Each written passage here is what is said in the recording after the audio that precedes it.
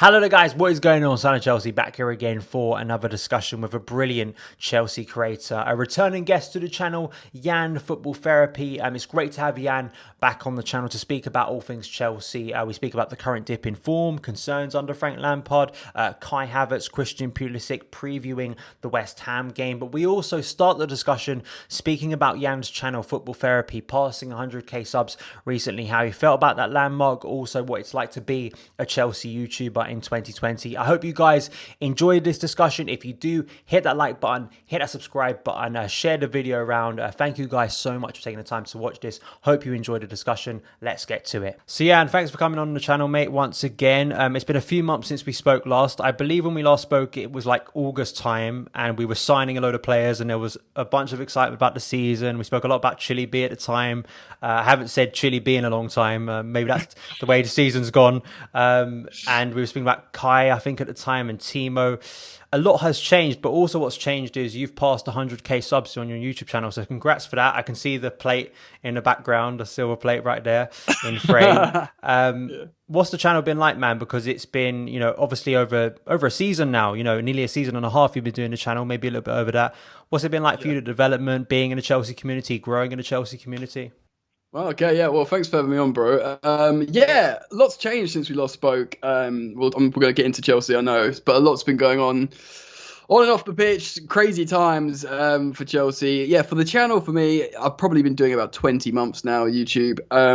It's been mad. It's turbulent. For people who don't know, what me and Dan do at YouTube, it's very turbulent. It goes up and down. You never really know where you are. And although it's an excellent job, yeah, it's an unpredictable and quite an unsettling one at times. But yeah, man, 100k, superb.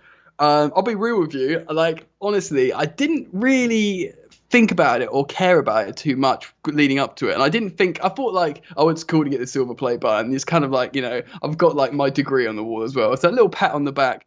But I didn't think I'd care, but when I passed the 100k, genuinely, dude, I did get a little bit emotional in my flat, and I was like, and I caught myself out because I didn't think I cared, but clearly I did care because I was like, I'm just like, almost tearing up a little bit, and I had this little moment. So, I'm not ashamed to say that I'm being real. So yeah, it did mean a lot, but you sort of move on, and you focus on trying to make your content better, and optimizing views, and the grind continues.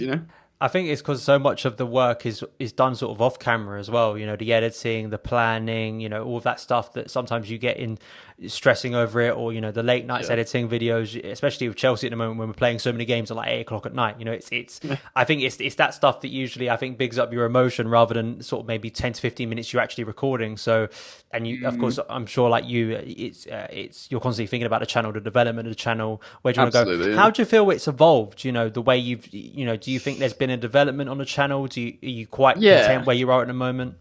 I like this chat, man. I thought we were just going to be depressed about Chelsea. So I'm trying to keep away from Chelsea as long as possible at the moment. I get it. But the thing is, it's interesting you're asking the questions, because you're asking kind of questions that I generally haven't even reflected myself. It has evolved, absolutely. When I started YouTube, I was very like methodical and analytical and quite sobering. Like, I was Jan the stat man originally. I've always been into like metrics and stats and stuff. And I spoke like almost like, and this is why Mateo Kovacic could be considered to be a really good ball progressor. Do you know what I mean? And like the nerds liked it, but I am quite a sort of silly guy, I guess. And I just had a bit more fun with editing. I made it more chopping, zooming out, a bit more cheesy. And some people like that, some people won't like that. But because I just felt I was having fun with it, it worked for me.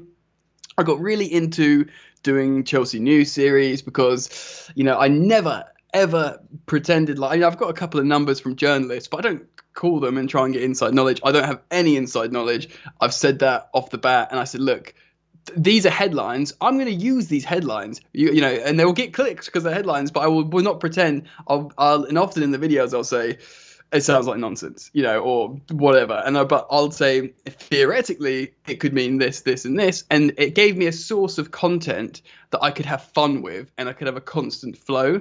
So with that, it became sort of systemic and formulaic. I suddenly, you might like me sometimes look at these sort of more generic YouTubers or commentary YouTubers and perhaps really like envy them because they can just make a video on a topic whenever they want. It's not topical in terms of they've got X amount of time to release it. Their content being successful isn't dependent on a fan base being happy, especially when people like you and we're not alluring opposition fan bases to come and laugh at us like some content creators do. We're probably a bit more analytical and not as reactionary, right? So you can't rely on those views. You've got to like rely on Chelsea winning, and people come and hear, Dan or Jan talking about, dissecting a positive result. So I looked at these like commentary channels and I was like really like envious, like, damn, you don't know how lucky you've got it, But at the same time, what I was just saying, they might look at us. I've told you I found a formulaic way of looking at just Chelsea news all the time, and that's kind of like a lifeline. So you got to take the rough with the smooth, man, and that's kind of where my work's been at the moment. The difference between, say, commentary channels on more sort of rounded topical issues like, say, film and TV, right, where you can be a little bit more distanced to thing, and especially the topical nature of football, how quick it is and how intense it is. Just I wanted to ask you about sort of the intense nature of it, emotional connection we have as fans, and knowing you have to go on camera after a game, say a negative result. Is there that difference of sometimes thinking, I'm a fan, I'm so emotionally connected here, but I want to seem rational on camera as well? Do you understand where I'm getting? I don't know if I've muddled that question, but it can be a conflicting thing of just being so emotionally invested in a football club and supporting it. Yeah. With being like a Chelsea and football YouTuber, you got to take the rough with the smooth, right? I mean, and Chelsea are a generally successful club. We haven't won the league the last couple of seasons, but Chelsea do really well. So we're lucky with that. If we weren't Chelsea content creators, we'd perhaps be lucky to be an Arsenal content creator for the wrong reasons. And that's not a dig at Arsenal fans, even though they're doing terribly. But it attracts people watching because they're in a state. It is very difficult. People get angry.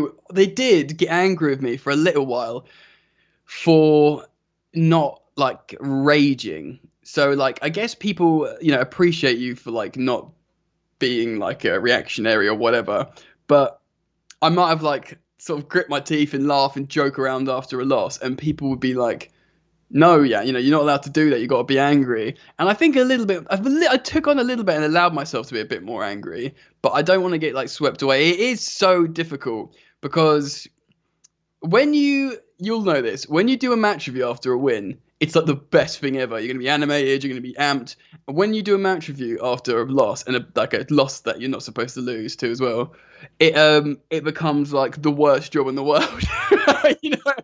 So it's not like, yeah, so people don't, like when a normal Chelsea fan, in the pub in normal times or whatever, Chelsea lose, you go forget about it, you go somewhere straight away. You might whinge on Twitter a little bit, but you're done. But we have to go and film, talk about it, edit it, make it alluring, like do this, like that, and plug it. And then we want to interact with the viewers as well in the comments. And it just becomes really annoying.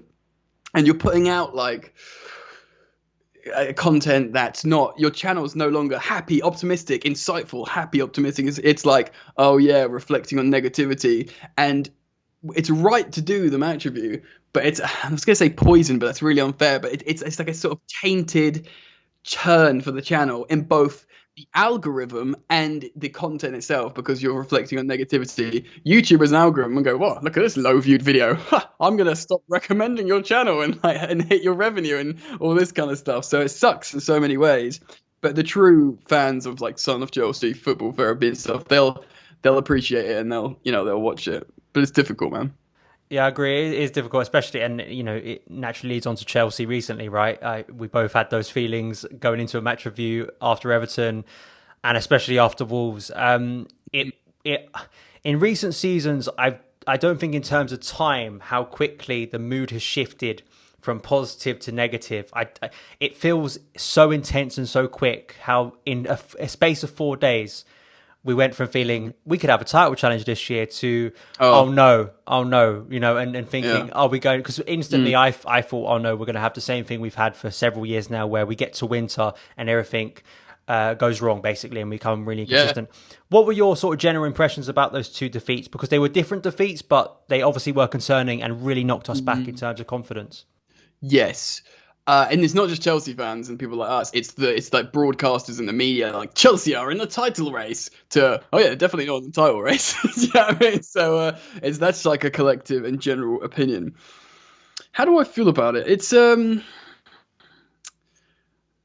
was talking on a live stream about this, and the more I kind of like ponder and reflect on it, I kind of think like, yes, we are, my initial reactions are, oh my God, we're Hakim Ziyech FC. This 4-3-3 is pointless without wingers.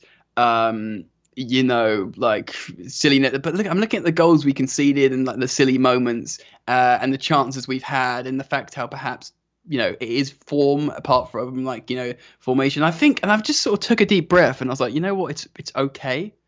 It's okay. We have an excellent squad. I had to sort of like have a word with myself and remind myself who like Kai Havertz is. I was like, this is like one of the most highly rated youngsters in world football, And like I'm listening to certain things and people are believing me. I'm like, oh yeah, oh God, so we're gonna have to loan him to the Championship next season. Do you know what I mean? Do you know what I mean? Like, and and Timo Werner, I still, yes, he's in poor form. He looks lost. He can't finish his dinner. He can't do anything. But I still maintain my opinion about him when he came in, he was scoring a few goals to not. He's fine with the Premier League. He can make the right runs. He doesn't get rattled by physicality like Kai Havertz is at the moment. And I was so, granted he's not out the box, good to go like Hakim Ziyech, and that comes with his age and mentality. Ziyech, he's got the self-belief, arrogance, or whatever, and he's seasoned at age 27. But I'm just not worried. I'm just not worried about them. I know you asked me the more generalized question about how do I feel about the games, but it came into that because that's what you look at. You look at poor performances, poor performers in those teams, and I'm okay. I'm okay with it, man. We should have won both those games if we were what everyone was saying we were, title contenders. But at the end of the day, Everton, they went on 1-2-0 again. It is Carlo Ancelotti's Everton with a great squad. Wolves away. I know we beat them handily last season, but it was quite a peculiar game. They're like no mugs. 2 away games around Christmas in a pandemic with new players. And I know Frank Lampard sounds like he's making excuses. Well, he's a very intelligent man, like probably more intelligent than most coaches. And that's not me being biased. He might fail as a coach, but in terms of the type of man he is, he's very intelligent, and that comes with sociological intelligence and emotional intelligence. And what I mean by that is he's looking at someone like Klopp saying, oh, Chelsea, you've got the best squad, they're title contenders. And Lampard comes out and says, no, I've never been gassed. None of these kids have won a title. None of these kids have won a title. They're all like new to each other. Yes, there's individual brilliance in them, and that saw us like, with a good defense, that saw us win a few games. But he never got gassed. And he's looking at these 2 results and goes, yeah, I'm seeing the problems that I've still working on these last 18 months. And I think with that, it's just we are where we are. Frank Lampard's a rookie coach, but he's a smart dude. He's learning on the job. It's the mental times, and we've got a lot to look forward to, even if that means we've got, it's going to get worse before it gets better. I agree with most of that, and I think that Lampard has been very sort of balanced throughout the season so far. Even in the best wins, he's always said we've still got work to do. This team's still got to develop. The last couple of games have sort of indicated his sort of balanced sort of perspective on things. He's never gone sort of overhyping the team like I see some other coaches do, where gets really overexcited by sort of a big win, and when he could have got carried away. I don't know why I'm surprised, but the overreaction constantly that now apparently the 4-3-3 is no longer a good formation after weeks of it working really well, and suddenly we've got alone players, suddenly Frank's got to change things up. Do you just get tired of the constant sort of overreaction of things? Because it baffles me, like after such a good run of improvement and development, that suddenly it's doomsday, the sky's falling, and Chelsea are never going to win a game again. It's interesting, isn't it? Like I'm a relative stats nerd, and I'm into like formations and the tactical approaches. I'm sure you are too.